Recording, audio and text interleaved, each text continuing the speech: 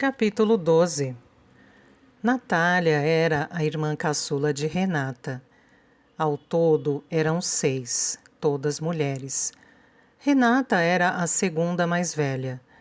Demorei a semana inteira para reunir essa informação e me senti grata por isso.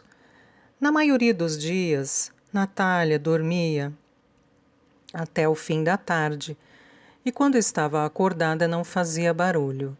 Ela me disse certa vez que não gostava de desperdiçar sua voz e o fato de considerar conversar comigo um desperdício não me ofendia nem um pouco.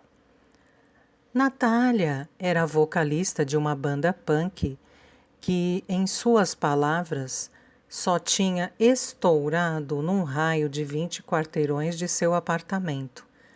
A banda tinha uma legião de seguidores fervorosos no Mission District e alguns outros fãs perto do Dolores Park, mas era desconhecida em qualquer outro bairro ou cidade. Eles ensaiavam no andar de baixo. O restante do quarteirão era composto de salas comerciais, algumas alugadas e outras vazias, mas todas fechadas depois das 5 da tarde. Natália me deu uma caixa de tampões de ouvido e uma pilha de travesseiros.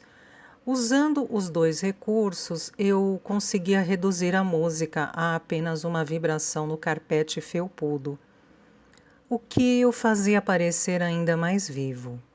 Em geral, a banda não começava a ensaiar antes da meia-noite. Então, eu tinha apenas algumas horas para tentar dormir antes de despertar. Não trabalhei até o sábado seguinte, mas todas as manhãs daquela semana eu me vi caminhando pelas ruas, perto do mercado de flores, observando os atacadistas entrarem de ré no estacionamento cheio, com seus caminhões abarrotados de produtos. Não estava procurando o florista misterioso. Pelo menos foi isso que disse a mim mesma. Quando o vi, me esgueirei para uma viela e corri até perder o fôlego. No sábado, já havia escolhido minha resposta. Boca de leão. Presunção. Cheguei ao mercado de flores antes das 4 da manhã, a hora combinada com Renata, com uma nota de $5 e um chapéu de tricô novo, cor de mostarda, enterrado até minha testa. O florista estava curvado, descarregando cestas de lírios, rosas e ranúnculos em baldes de plástico brancos. Ele não me viu chegar. Aproveitei a oportunidade para retribuir o olhar despudorado que ele havia lançado sobre meu corpo no primeiro dia em que nos vimos, avaliando-o desde a nuca até as botas enlameadas. Ele usava o mesmo blusão preto com capuz de quando nos conhecemos, só que mais sujo desta vez, e sua calça estava respingada de tinta branca. Elas eram do tipo que tem uma calça para segurar um martelo, mas a alça estava vazia. Quando ele se levantou, eu estava parada bem na sua frente com os braços repletos de bocas de leão. Tinha gastado $5 naquelas flores e a preço de atacado. Isso dava 6 maços, buquês sortidos de flores roxas, cor-de-rosa e amarelas. Segurei as flores bem no alto, fazendo com que suas pontas chegassem até a aba do meu chapéu, escondendo completamente meu rosto. Senti as mãos dele se fecharem em torno da base dos caules. Seus dedos tocaram os meus e tinham a temperatura do céu matinal de novembro. Por um instante senti vontade de aquecê-los, não com minhas próprias mãos, que não estavam nem um pouco mais quentes, mas com o meu chapéu ou minhas meias, algo que eu pudesse deixar para trás. O vendedor pegou as flores e fiquei exposta diante dele, o calor subindo para o meu rosto, formando manchas rosadas. Virei-me depressa e fui embora dali. Renata estava me esperando na entrada, agitada e furiosa. Tinha outro casamento grande para fazer, e a noiva que acabara de estrelar um grande sucesso de Hollywood era exigente e insensata. Ela dera a Renata uma lista com várias páginas de flores, dizendo de quais gostava ou não, especificando os tons com paletas de cores e o tamanho em centímetros. Renata rasgou a lista ao meio e me entregou uma parte, junto com um envelope de dinheiro. Não compre sem desconto, gritou enquanto eu me afastava correndo. Diga que são para mim. Na manhã seguinte, Renata me mandou para o mercado de flores sozinha. Tínhamos feito os arranjos e amarrado buquês até às 5 da tarde. Para um casamento que começava às 6, e o estresse a obrigou a ficar na cama descansando. Dali para a frente, a Bloom abriria todos os domingos.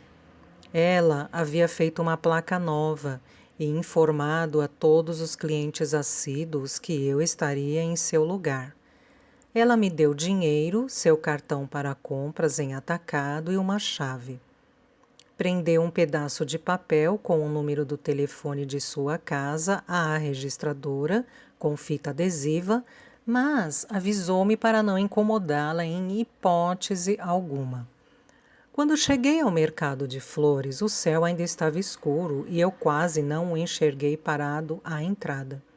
Ele estava imóvel e não carregava nenhuma flor. Tinha a cabeça inclinada para o chão, mas os olhos erguidos esperando. Caminhei até a porta com passos decididos, os olhos colados à maçaneta de metal. O mercado estaria cheio e barulhento, mas lá fora o silêncio era quase absoluto. Quando passei, ele ergueu a mão, revelando um tubo de papel amarrado com uma fita amarela. Eu o peguei como uma corredora agarrando um bastão numa prova de revezamento, sem desacelerar e abri a porta. O barulho me recebeu como o rugido de uma multidão. Quando espiei por sobre o ombro, ele não estava mais lá. Dentro do mercado, sua barraca estava vazia. Agachei-me atrás da madeira branca, desatei o laço e desenrolei o tubo.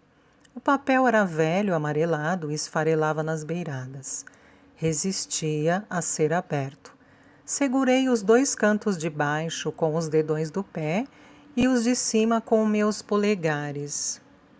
O papel continha um desenho feito a lápis desbotado, não de uma flor, mas do tronco de uma árvore, com a superfície texturizada e descascada. Corri a ponta do dedo ao longo do tronco. Por mais liso que fosse o papel, o desenho era tão realista que eu quase conseguia sentir os nós ásperos da madeira. No canto inferior direito, escrita em letras curvilíneas, estava a palavra álamo branco. Álamo branco. Não era uma planta que eu conhecesse de cor. Tirei minha mochila das costas e peguei o dicionário de flores. Procurei na letra A, mas o verbete não existia. Se houvesse um significado, eu não conseguiria descobri-lo ali. Enrolei o tubo de papel de novo e comecei a amarrá-lo com a fita, mas parei no meio do nó. Na parte de baixo dela, em um garrancho que reconheci ser o mesmo dos preços das flores no quadro negro, havia as palavras segunda-feira, 5 da tarde, esquina da rua 16 com a Mission, donuts para o jantar. A tinta preta havia borrado a seda e as palavras estavam quase ilegíveis, mas a hora e o local estavam claros. Naquela manhã, comprei as flores sem pensar, sem pechinchar. Quando abri a loja, 1 hora depois, me surpreendi ao ver o que estava carregando. O movimento foi fraco pela manhã e fiquei feliz por isso. Sentei-me em um banco alto atrás da registradora e folheei uma lista telefônica pesada. O número listado como sendo da Biblioteca Pública de São Francisco tinha uma longa mensagem gravada. Eu a ouvi 2 vezes, anotando os horários e endereços nas costas da mão. A Biblioteca Central fechava às 5 da tarde aos domingos, como a Bloom. Eu teria que esperar até segunda-feira, então, dependendo do significado que descobrisse, decidiria se iria ou não ao encontro. Ao final do dia, assim que acabei de guardar as flores da vitrine na câmara frigorífica, a porta da frente se abriu. Uma mulher entrou sozinha e ficou parada ali, parecendo confusa no espaço vazio.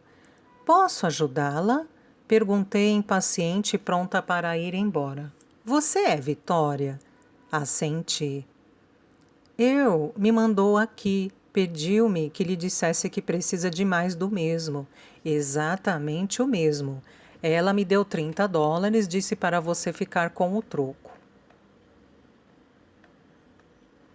Coloquei o dinheiro em cima do balcão e fui até a câmara frigorífica, sem saber ao certo se tinha crisântemos agulhas suficientes. Soltei uma gargalhada quando vi que tinha comprado um monte deles pela manhã. O que restava das pervincas estava esquecido no chão, onde eu havia deixado na semana anterior. Renata não tinha regado a planta, que estava seca, mas não morta.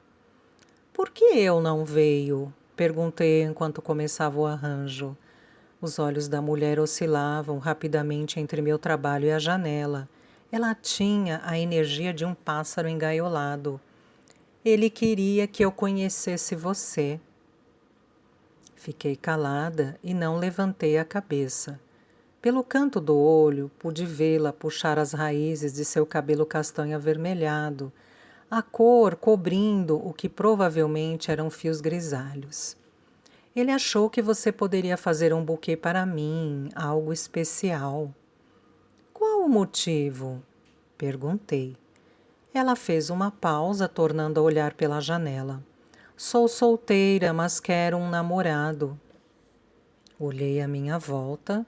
Meu sucesso com Earl havia me deixado confiante. Ela precisava de lilazes e rosas vermelhas, decidi. Mas eu não tinha comprado nenhum dos dois. Costumava evitá-los. Você pode voltar depois? Perguntei no próximo sábado. Ela assentiu. Deus sabe que sei esperar, falou revirando os olhos. Ela observou meus dedos se moverem em círculos ao redor dos crisântemos silenciosos. Quando saiu, 10 minutos depois, parecia mais leve, subindo a passos lépidos o quarteirão rumo à casa de Earl, como se fosse muito mais jovem do que de fato era. Na manhã seguinte, fui de ônibus até a Biblioteca Central e esperei nos degraus de entrada até ela abrir. Não demorei muito para encontrar o que estava procurando.